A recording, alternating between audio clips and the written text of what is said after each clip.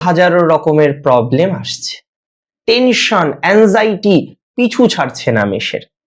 তাহলে এই অবস্থায় মেষ কি ভালো আছেন? অনেকেই বলতে পারেন কেন, হোয়াট ইজ দ্য লজিক? এখানে লজিক কি আছে? Jupiter. Jupiter is the planet যে আপনার ত্রিকোণ ভাবের অধিপতি গ্রহ, দ্যাট মিনস নাইনথ লর্ড। যে জমিতে জলের কানেকশন ভালো তারা কিন্তু ভালো ফলাফল পাবে। জলের প্রাচুর্যতা বেশি, উর্বরতা বেশি, সেখানে ফসল ভালো হবে।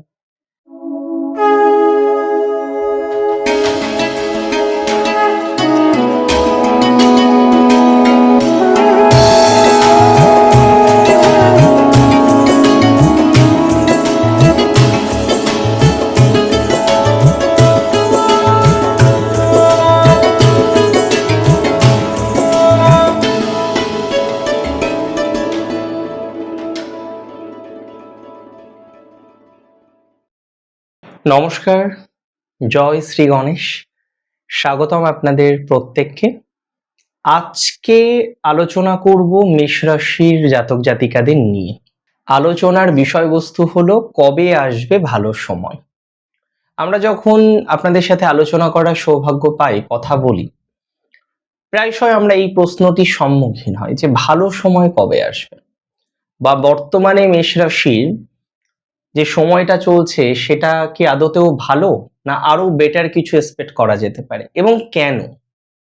এই অনেকগুলো প্রশ্নের উত্তর আজকে আমি আপনাদের সাথে শেয়ার করব।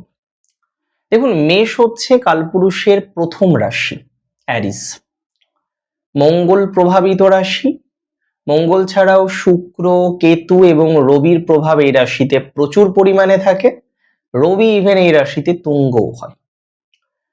তো এই রাশিটির জাতক জাতিকাদের বর্তমান পরিস্থিতি যদি বুঝতে হয় তাহলে ট্রানজিট গুলোকে বুঝতে হবে, মেজর যে ট্রানজিট গুলো সেটা বুঝতে হবে। শনি দ্বাদশে, দেখুন আমরা শাস্ত্র আলোচনা করি বা অ্যাস্ট্রোলজিক্যাল বিভিন্ন রকম অ্যাসপেক্ট আলোচনা করি, দ্বাদশে স্যাটার্ন যে খুব সুবিধাজনক সেটা কিন্তু একদমই না। তবে হ্যাঁ, কিছু ক্ষেত্রে অসুবিধাজনক, সামহাও কিছু ক্ষেত্রে হয়তো সুবিধাজনক। স্যাটার্নের দ্বাদশে অবস্থান 7.5 সূচনা পর্ব।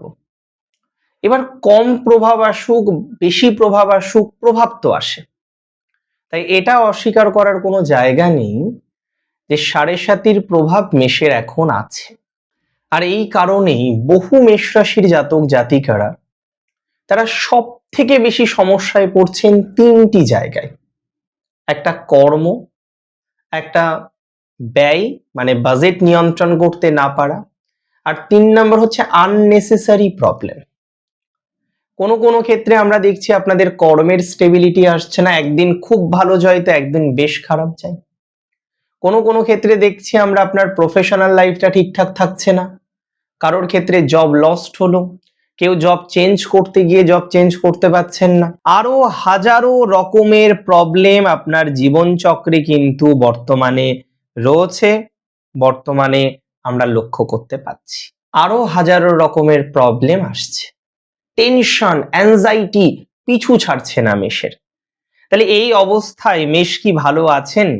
মেষ ভালো নেই, because of their anxiety, because of their tension. এবং যে মানুষটি হাজারো মানুষের ইন্সপিরেশন, যে মানুষটি হাজারো মানুষকে কনফিডেন্স দেয়, আজকে তার বড় কনফিডেন্সের অভাব, আজকে তার কনফিডেন্স নেই, সত্যিই নেই।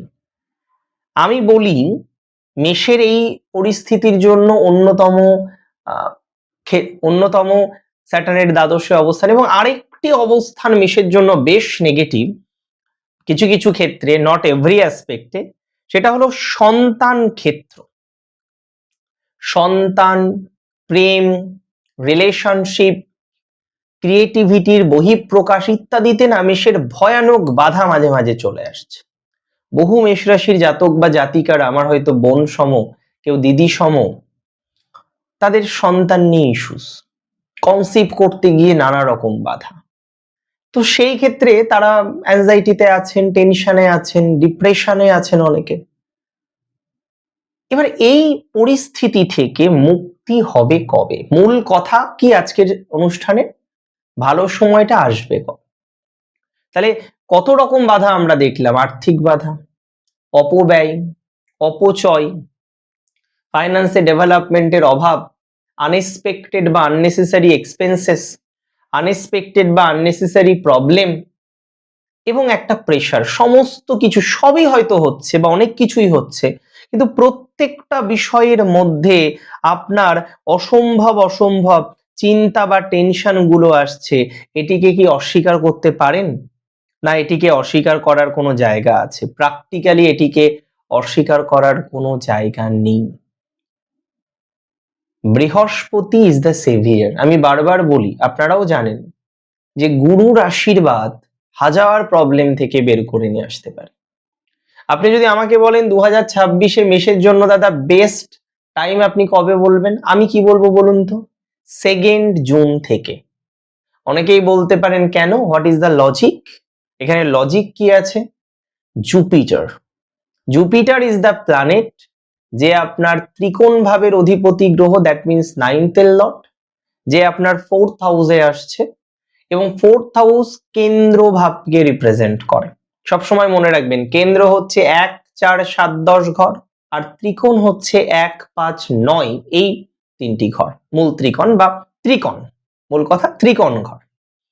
তাদের পরস্পরের অবস্থান পরিবর্তন, এটা কিন্তু শুভ ট্রানজিটকে রিপ্রেজেন্ট করে, শুভ ফলাফলকে রিপ্রেজেন্ট করে। তার মানে মেষ রাশির এখানে একটি রাজযোগ তৈরি করবে জুপিটার ঠিক 2 জুন থেকে 31 অক্টোবর পর্যন্ত, এবং এই এন্টায়ার সময় June, July, August, September and October, 5 months, more about 150 days is very better for you. অন্তত হয় না যে একটা সার্ভাইভ করার জায়গা। বলুন তো সব থেকে সমস্যা কোথায়? যে কষ্ট পাচ্ছে আর কষ্টটা বলার জায়গা নেই। যে কষ্ট পাচ্ছে সেই কষ্টটা বারবার বারবার বারবার তার থেকে যাচ্ছে, কাউকে শেয়ার করতে পারছে না। কোনো মানুষ নেই যে তার মাথায় একটু হাতটা রাখবে বা তাকে বলবে যে বাবা তোর সাথে আছি বা মা তোর সাথে আছি। মেষের ক্ষেত্রে এটার খুব অভাব একটা সার্টেন টাইমের পরে কিন্তু হয়ে যায়। আমি বলবো জুপিটারের এই ট্রানজিট সবার প্রথম মেষের লাইফে একটু স্টেবিলিটি আনবে।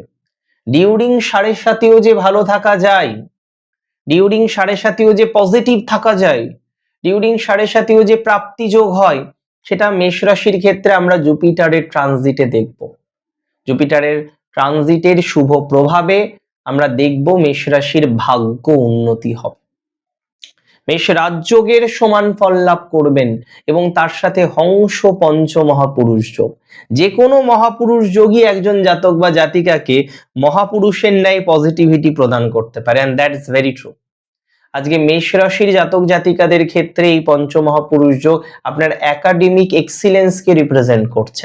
তাহলে মেষের যারা পড়াশোনা করেন, মেষের যারা এডুকেশনে আছেন, মেষের যারা এডুকেশনাল ডিপার্টমেন্টে আছেন, মেষের যারা এডুকেশনাল জব করেন, তাদের সবার জন্য আমরা একটা পজিটিভ টাইম পাচ্ছি তো?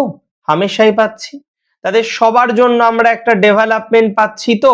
হামেশাই পাচ্ছি। তাহলে আমি বলে দিই, বৃহস্পতির প্রভাবে আপনার লাইফে সুখ সমৃদ্ধি বাড়বে, আপনার জীবনে স্থায়িত্ব বৃদ্ধি প্রাপ্ত হবে, আপনার পারিবারিক জীবনের ক্ষেত্রে স্থায়িত্ব বৃদ্ধি প্রাপ্ত হবে, আপনার সাংসারিক জীবনের ক্ষেত্রে স্থায়িত্ব বৃদ্ধি প্রাপ্ত হবে, বিদ্যা বা ইত্যাদি ক্ষেত্রে আপনি কিন্তু এগিয়ে যাবেন তরতর করে। মেষ রাশি এটা মাথায় রাখুন।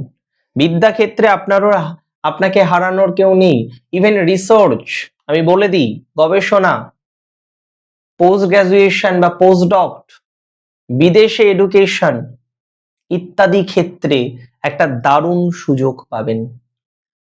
সন্তানকারক গ্রহ হচ্ছেন জুপিটার, তিনি জল রাশিতে যাচ্ছেন, আপনার ক্ষেত্রে রাজযোগকে রিপ্রেজেন্ট করছে, সন্তান ভাগ্যেও আপনার ইমপ্রুভমেন্ট আসবে।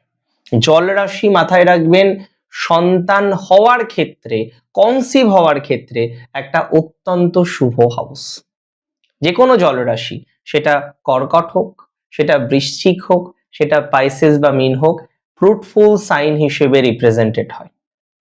যে জমিতে জলের কানেকশন ভালো, তারা কিন্তু ভালো ফলাফল পাবে। জলের প্রাচুর্যতা বেশি, উর্বরতা বেশি, সেখানে ফসল ভালো হবে।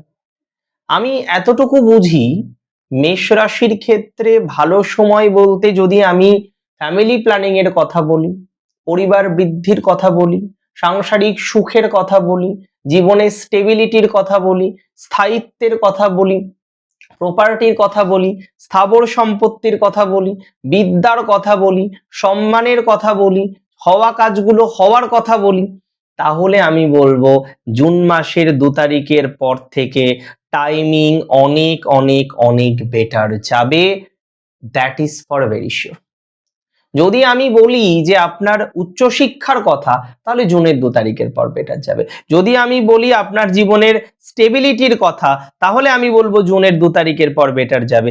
যদি আমি বলি আপনার পারিবারিক জীবনের কথা, জুনের 2 তারিখের পরে বেটার যাবে। এবং যাদের বাড়ি নেই, যাদের লোকের বাড়িতে থাকতে হয়, গৃহ নিয়ে প্রবলেম হয়, দেখুন হয়তো 5 মাসের মধ্যেই একটা ব্র্যান্ড নিউ লাক্সারি ফ্ল্যাট আপনার হয়ে যাবে না, বাট অন্তত গৃহ সংক্রান্ত বিষয়ে কিছুটা অগ্রগতি হবে, এটুকু তো শিওর।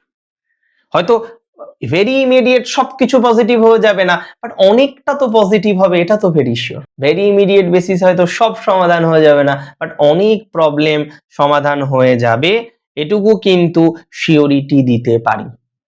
তাই আপনি যদি বলেন এই সময়ে দাঁড়িয়ে আপনার ভালো সময় কবে, মেষ রাশির ভালো সময় কবে, বেটার টাইম কবে, আই মাস্ট সে আমি বলবো 2026-এর জুনের 2 তারিখের পর থেকে। বাকিটা তো সময় আসলে বোঝা যাবে।